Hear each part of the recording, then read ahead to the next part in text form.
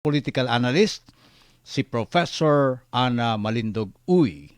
Magandang Yay. hapon po, Prof. Si Angelo at Pelita po ito. Ay, magandang hapon din sa inyong dalawa at maraming salamat sa pag-imbita nyo sa akin sa araw na to para kasama kayong talakayan yung issue na nangyayari ngayon sa Taiwan Strait. Yes. Yeah, at it's also yung visit ni Pelosi, si Pelosi sa Taiwan na kung saan ito yung nagpo-cause ngayon ng tinatawag mong medyo tension sa parte ng ng Asia Pacific region. Kasi part yan ng ating region eh. Opo. So, naririnig ko yung discussion niya about Made in Malacanang. Oo nga. Nagkakatuloy na ang mundo. Baka magkaroon na Correct. movie ang pinag-aawayan sa atin. Hindi ba? Nakakaloka. Oo. At Prof, Ma'am, kasi I'm so concerned about the tension talaga that you're saying talaga kung aabangan mo, parang kakabahan tayong lahat sa maaaring mangyari. What do you think is the worst scenario na humahantong? Kasi ang China nagiging aggressive sila ngayon, hindi ba? Talagang nakikita mo na kumikilos na sila because nag-warn sila ahead of time, hindi ba? So sa tingin mo, anong pwedeng kahinatnan nito? Definitely, yun nga, ang dapat natin kasi munang tingnan yung konteksto, no? Bakit nagkaroon ng ganitong sitwasyon ngayon dyan sa Taiwan Strait, no? From both sides, no? Una kasi, ang dapat natin isipin na ang Taiwan, just to give you a context, ang Taiwan is not a country. It's part of China. So, ibig sabihin, it's a province, but it's a renegade province because you have separatist forces inside na gusto nilang mahiwalay sa China to a certain extent. Pero hindi lahat. May mga forces lang na nandun. But since time immemorial, or if you really trace the history, even United Nations, the United Nations and other countries, no more than 181 countries, acknowledge na ang Taiwan is part of China. So if it's part of China, it means that China has sovereignty over it. It's part of the territory of China. So may usapin kang territorial integrity dyan. So kapag ganyan ang konteksto mo, ibig sabihin, yung People's Republic of China, which is the legitimate government of Taiwan and of China, sila ang sakop nila yan. So ibig sabihin, ang relasyon ng isang dalawang countries o dalawang state should be between PRC and that state. Like for example, us, we acknowledge that there's such a thing as one China principle. Yes. So we do some kind of cultural and people-to-people probably or economic exchanges with Taiwan, but we do recognize that it's not as independent or a country. It is just a province of China. So yun ang konteksto talaga. At yan naman ay proven at saka mayroon niyang yung one China principle is an acknowledged principle by all countries, the United Nations, and it's a bedrock to a greater extent of what you call international law and international relations since the Second World War. So yan ang konteksto mo. Kaso, ang problema natin, andito ang United States mo. Ang United States kasi, in paper and in pronouncement, they acknowledge yung tinatawag mong one China principle. Kasi that's part of the foundation ng tinatawag mong bilateral relation between China and the United States. Hindi naman kasi magkakaroon ng bilateral relation with China kapag hindi mo in-acknowledge bilang isang country yung one China principle. So that's the foundation. The problem is, ang US, pag paper lang pag-uusapan, in-acknowledge nila. Pag pronouncement sinasabi nila. Pero in their actions, implementation, wala. Yung actions na confusing siya. May tinatawag ng confusing hindi nagtutugma kasi minsan yung pronouncement dun sa gawa. Alam mo yon, hindi siya nagmamatch. So nagkakaroon ka ng tension. Tapos yung latest na visit ni Pelosi, it really angered, I think, the Chinese government. But I think for the most part, the Chinese people. Kasi you have to remember like this, just like the Philippines, ang clamor ng Filipinos, yun ang masusunod. Kasi yun naman talaga ang dapat. At saka yung gobyerno would listen to the people. Katulad sa atin dito. It's the same thing. It's the same thing in China. Chinese people also got angry because if you look at the visit of Pelosi, it's undermining the sovereignty of Correct. China Mm-mm, over mm-mm. Taiwan and its territorial integrity. So may strong ka talagang opposition to that na ine-express naman ng gobyerno ng China, ng PRC, at the same time ng mga officials nito. Nag-warning sila Winawarningan nila si Pelosi na wag kang pumunta diyan. Wag mo nang guluhin ito. Pero wala pa rin, 'di ba? Hindi pa rin sinunod. Pumunta pa rin siya despite the warning, despite the opposition na alam mo 'yon, parang So, ang ano doon, bakit? yeah, exactly. Yeah. Di ba? Bakit mo kailangan gawin yan? And you know that, ang ano kasi dito ganito, no? And you know the consequence, no? And you know the consequence that it will create a tension in the part of the Asia-Pacific region, and the whole region will be affected. Okay? Kasi ang tension na yan, it's not just about diplomatic tension. It involves military. So ngayon, Correct. in response to the visit of Pelosi, of course, China, you have to understand where they're coming from. Kasi parang sinampal mo sila in that sense. Yeah, Sa yeah. Filipino ba? No? So Inapakan Inapakan mo ang Inapakan. karangalan nila sa country. So they will respond. Pero ang maganda lang siguro is yung response ng China, though you can see na may water and sky, airspace blockade ka, nakapalibot ngayon ang military forces ng China around Taiwan. At the same time, may military exercise drills ka na. So, minsan kinakabahan ako kasi minomonitor ko yung situation na para bang ang tingin ko, this is the first time na sobrang intense. Correct. Alam mo, is intense siya na any miscalculations dyan sa mangyayari dyan or mag-respond ng Taiwan na hindi nila pinag-iisipan, mag-create talaga yan ng tinatawag ng gulo. And the gulo is military. And one thing that you have to remember, itong US, they always have this pronouncement that we will come to the aid of Taiwan if Taiwan is invaded by China or something to that effect. Oo. At saka Kapalakasan loob no? Oo, at saka may mga forces din ang US na nasa South China Sea ngayon. Yung kanilang aircraft carrier, of course you have the jet fights, you have military bases in Japan and South Korea of the Americans. So, alam mo yun, sobrang tensionado na ang Pilipinas nagigitna. Kasi ang Taiwan is very close to the north part, sa Luzon part ng Pilipinas. At saka kung titignan mo din, para kayong sandwich kasi we have very good relation with China because China is our strongest economic partner. So, nandyan yan. But at the same time, you have to remember that we also have the 1957, if I'm not mistaken, Mutual Defense Treaty.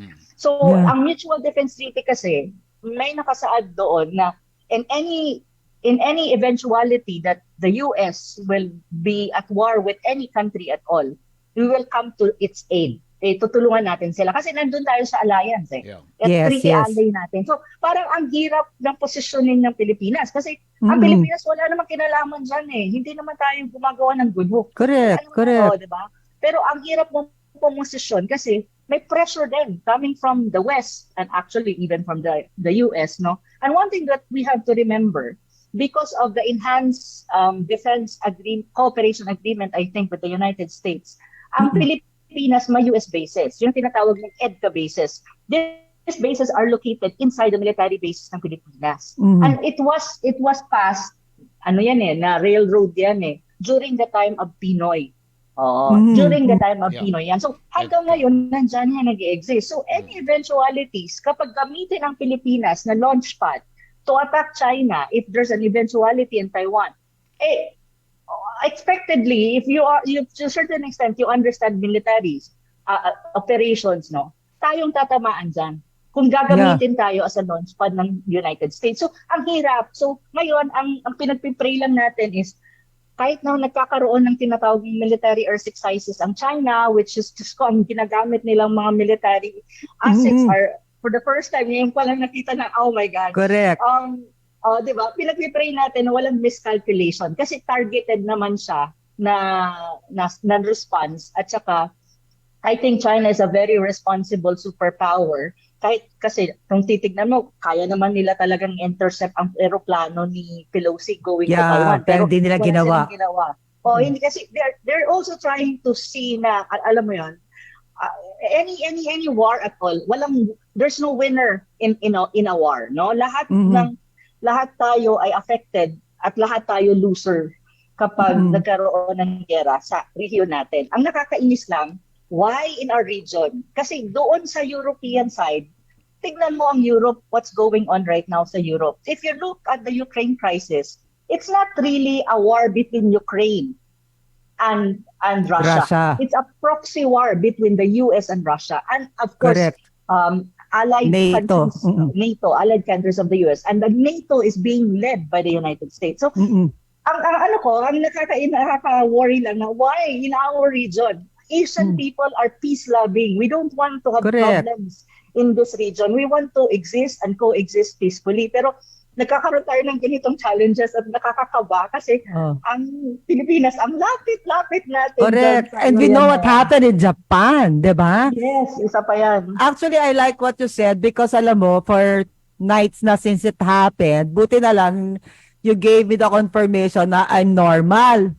Kasi nagkakaroon din ako ng ganyan na parang, my gosh, akala ko sa sarili ko I'm overreacting. Pero parang at least when you said that, having you, normal pala yung nararamdaman ko, parang hindi na ako mapakali, no?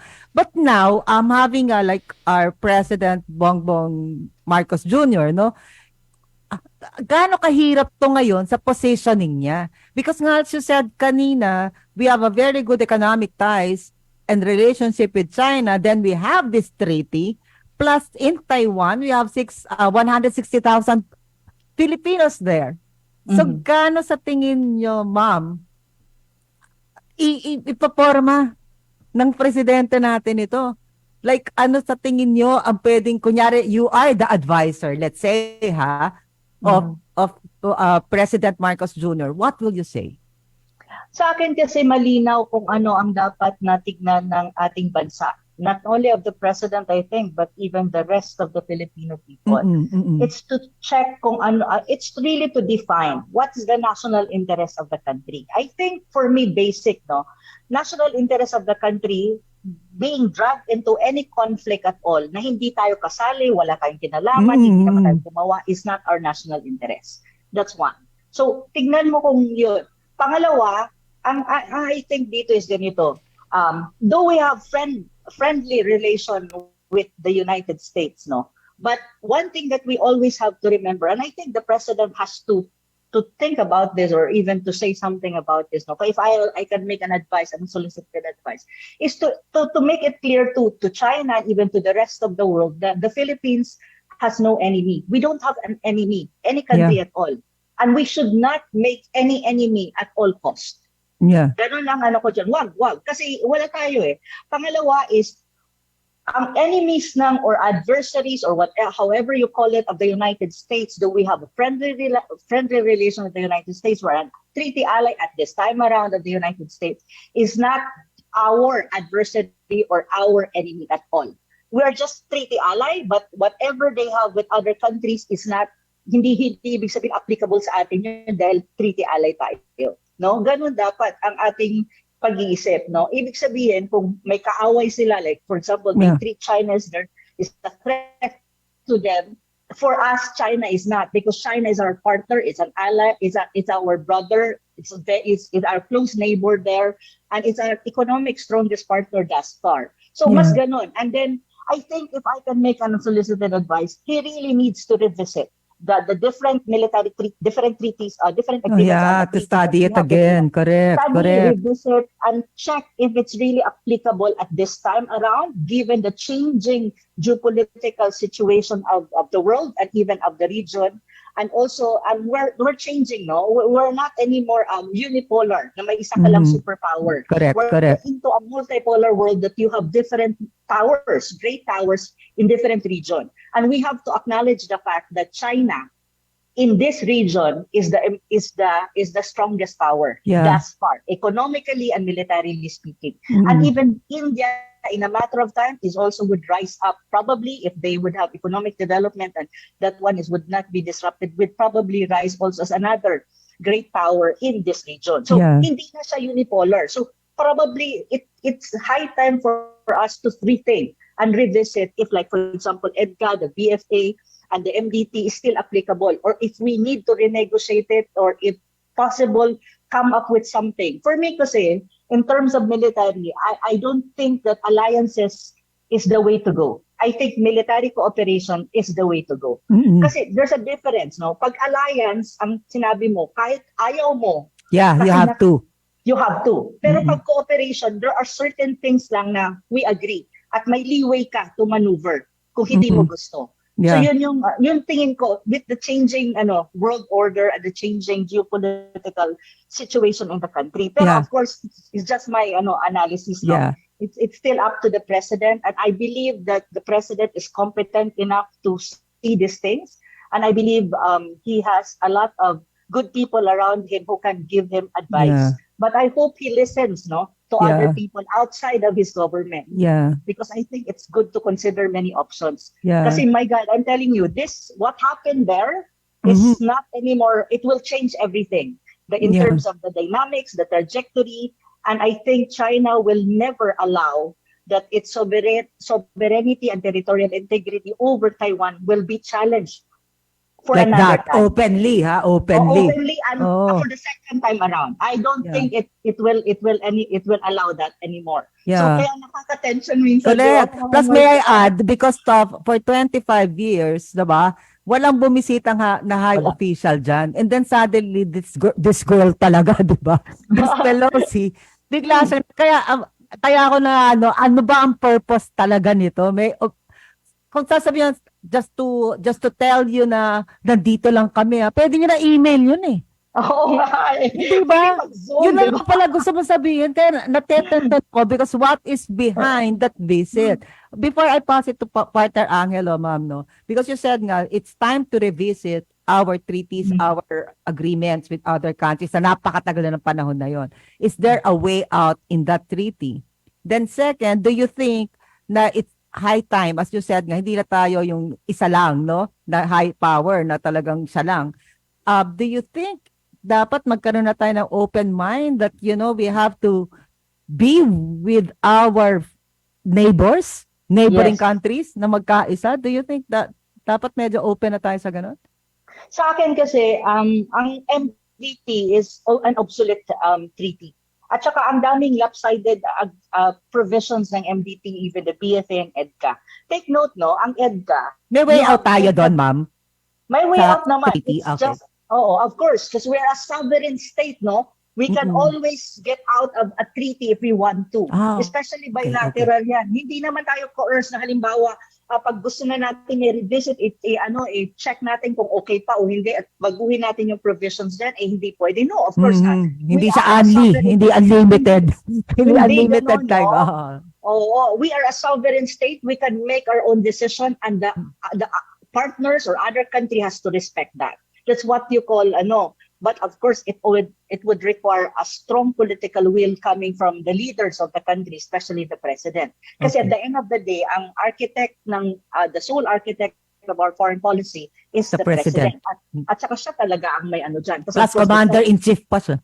of course, the commander-in-chief. So siya talaga. So I hope that it's really a hard position. I would understand that the president will have a very hard, Correct. a situation The balance, to, no? to balance everything. But I think what is important is not just now, but the long term. Yun nga sinasabi ko, you have to have the foresight. As a leader, any leader at all has to have a foresight of what will happen in the coming days, not only now.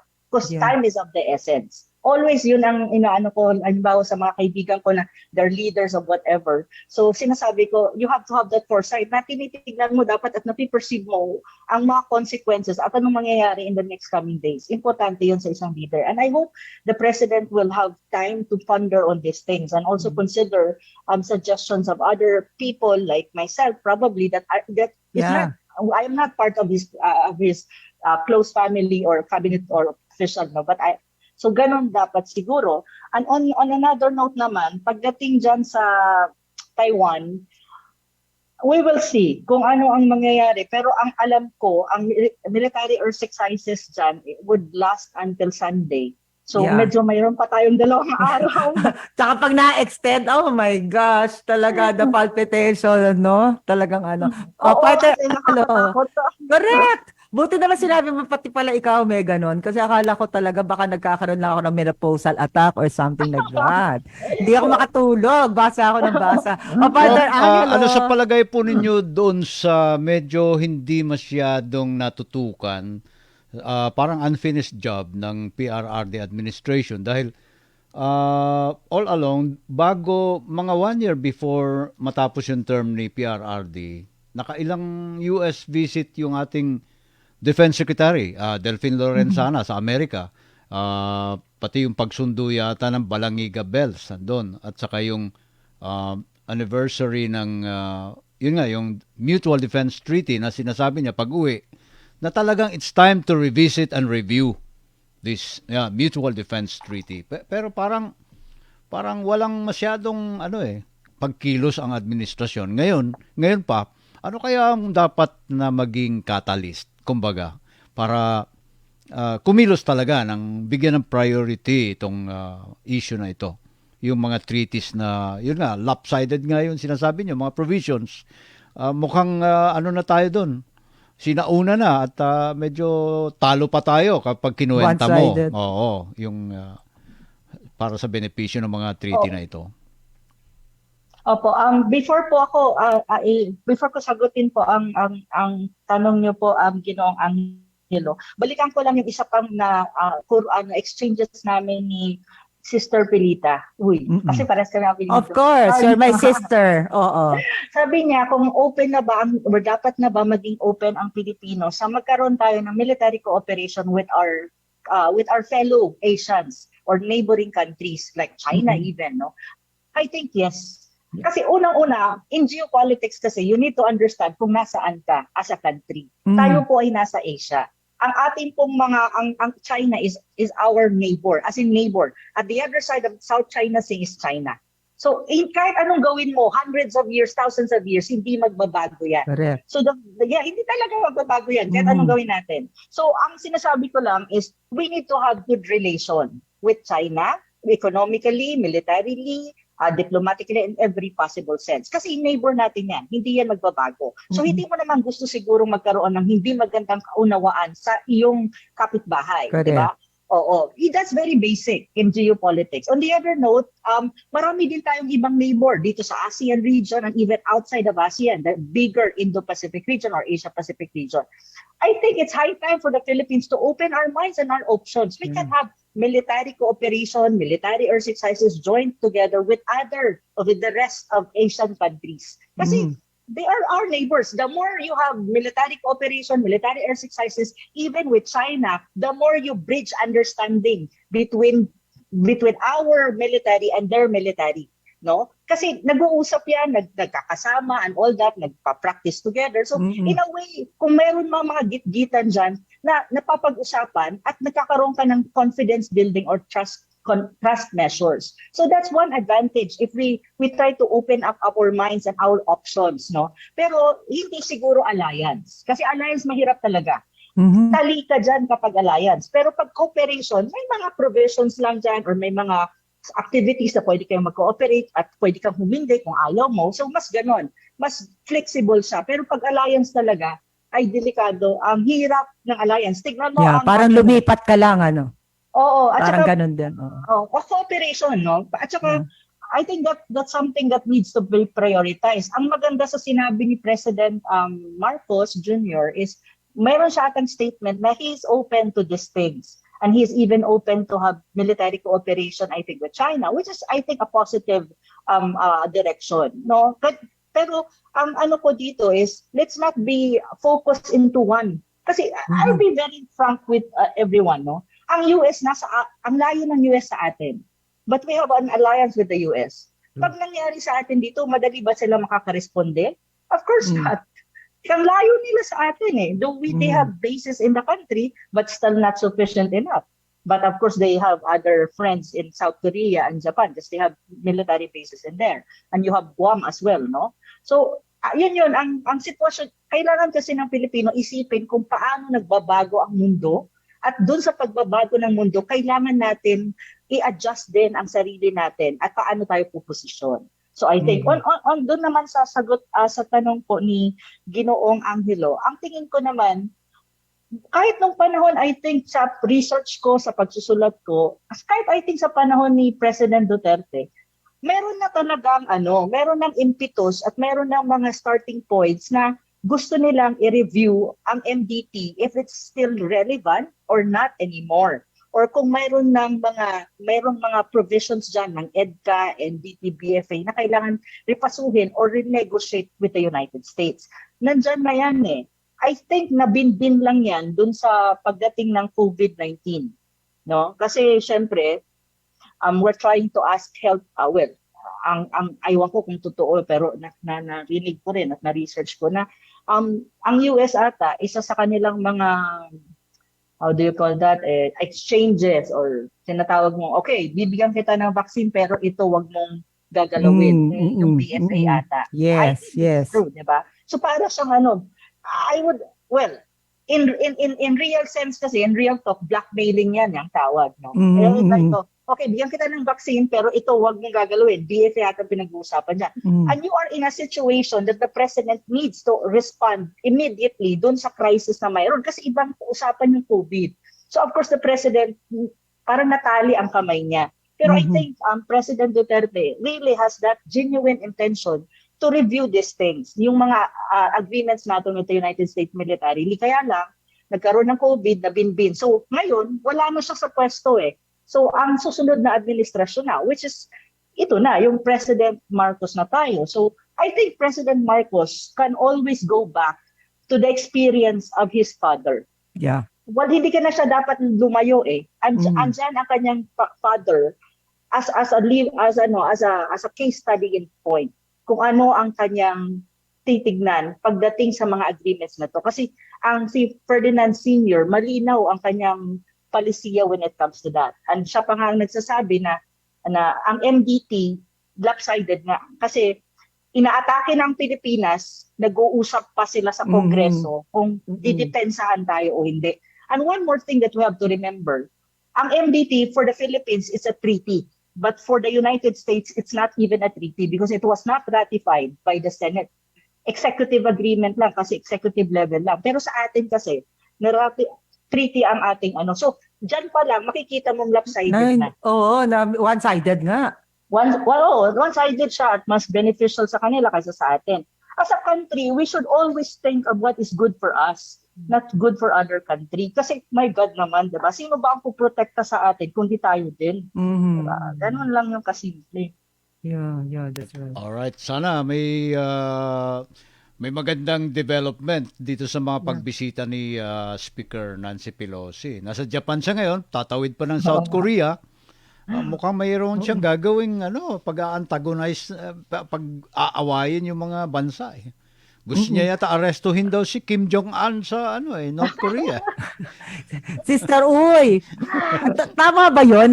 Kasi I was reading about all these things na itong si Pelosi na naman, medyo nangako na naman dito sa South Korea na tatanggalin ang nuclearization nung North Korea. Hindi ba another tension na naman yan? Yun pa, isa pa yan. Alam mo, sa Asia-Pacific region or / Indo-Pacific region, tatlo ang flashpoints, no? First is ang Korean Peninsula. Pag sinabi ng Korean Peninsula, yung conflict between the South and North. So isa yan. Pangalawa is Taiwan Strait. Ang pangatlo is South China Sea. But I'm not even worried about the South China Sea kasi South China Sea is disputed. Maraming involved na countries dyan. 6 or 7 ata. But mas worried ako dito sa Taiwan Strait at saka North Korea at South Korea tension. So kung may mga pronouncement siya dyan, delikado yan. Kasi anong tingin mo? Of course, the North Koreans will not allow that. At ang North Koreans, hindi mo rin ma-predict ang movement nila. And they're strong. They will not compromise. Kaya nga parang, ano ba ang balak mo dito sa Asia? Bakit ka ba pumunta dito? At kung saan-saan ka pumupunta, nag-create ka ng tension na hindi namin kailangan ngayon yan. Sa dami ng problema na kailangang isolve sa economically speaking, may Ukraine crisis ka affecting the rest of the world. Kakreate ka na naman ng bagong tension. Oo. At dalawa pa, Do you think Taiwan Strait ano, at Korean Peninsula. being a political analyst, do you really think that they're doing this to support the sovereignty of other countries, or they are trying, na they're in the desperate already situation of maintaining their power? Actually, sa akin, ang tingin ko dyan, it's a display of what you call US exceptionalism and imperialism. No? Ganun yan, imperialistic pa rin yan. It's all about Oo. US preservation of hegemony, or what you call hegemonic interests.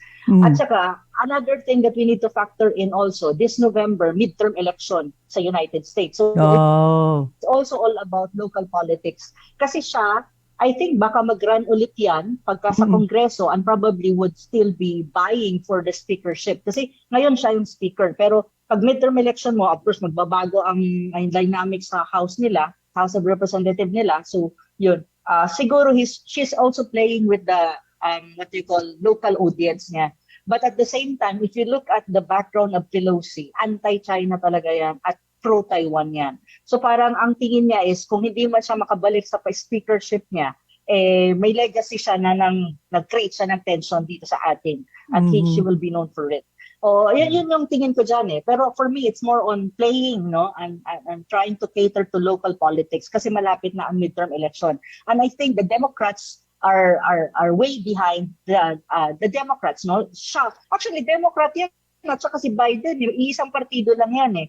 Pero pagdating, I think, sa local politics, mas nakakalamang ngayon ang Republicans sa pagdating sa House of Representatives over the Democrats. So medyo, at saka ang popularity ni Biden Lowering, is very low. So Yeah, very low. pagdating ng election sa presidential nila, Trump is there. So they're playing also with, they're trying to play things to cater to local politics. Kailangan nilang ipakita na they have a strong leadership, and they are still the number one, they're still the superpower, and they are in control. Parang brabado ba? So I think Parang nililinis niya yung sinasabing weakness ni Biden. Kasi the Ayun yun. Biden administration also is failing really. Look at what's happening in the US. They are in recession. 2 quarters, they have negative economic growth, no? Negative. So pag 2 negative, technically, if you look at economics, it's already in recession in technical speaking. Pag nag-third pa yan, baka mag-depression na ang United States. Pangalawa, ang shooting incident sa United States, grabe. Shooting, as in, patayan sila doon ng patayan, hindi mo maintindihan. Ang issue ng hate crimes, rising as well. Ang daming Amerikano na may problema sa housing, may problema sa food, and in poverty. These are local issues na I think hindi nila ma-address. So they're probably diverting the issue to something international para ang attention ng kanilang constituency mapunta doon at hindi na mapunta doon sa local problems nila. Kasi the US is facing a lot of problems domestically. Yun talaga yung totoo doon. Kahit mag-research pa kayo, tignan natin dito, makikita nyo talaga yan. Alright. Tama. Okay. Maraming salamat. Nako, thank you Professor. talaga. Sarap mo kausap. Salamat din sa inyo. Kailangan mapunta, kaya magkape tayo pag natetensyon ako. Oh my God! Para pwede mag-usap malipang oras. Salamat din sa Thank inyong invitation, and good day and have a happy weekend to everyone and to both of you. Salamat! Thank you you, very thank much. you.